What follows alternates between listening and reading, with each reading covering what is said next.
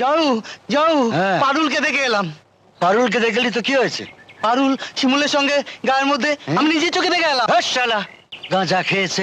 না, খালি আমি নয়, গ্রামে সকলেই দেখেছে। সবাই দেখেছে? পারুল, শিমুল, আমার মান সম্মান সব গেল। পারুল!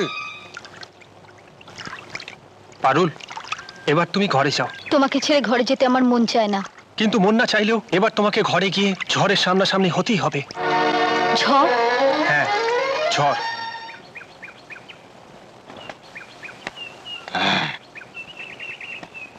শিমুল, পারুল,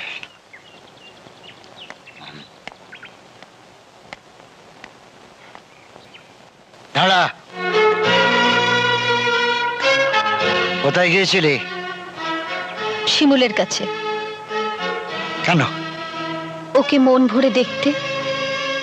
আমার শরীরটা এখানে ছিল, কিন্তু মনটা ওর কাছে পড়েছিল। আজ এতটা বছর পর আমি আমার মনটাকে শান্তি দিতে পেরেছি। এবার তুমি যদি আমাকে মেরেও ফেলো, আমার কোনো দুঃখ নেই। মেরেই ফেলবো তোকে। তোকে আমি শ্মশানে পাঠাবো।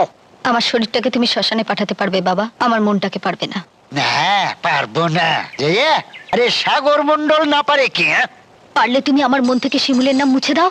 তোর মনটাকে আমি টুকরো টুকরো করে ফেলবো।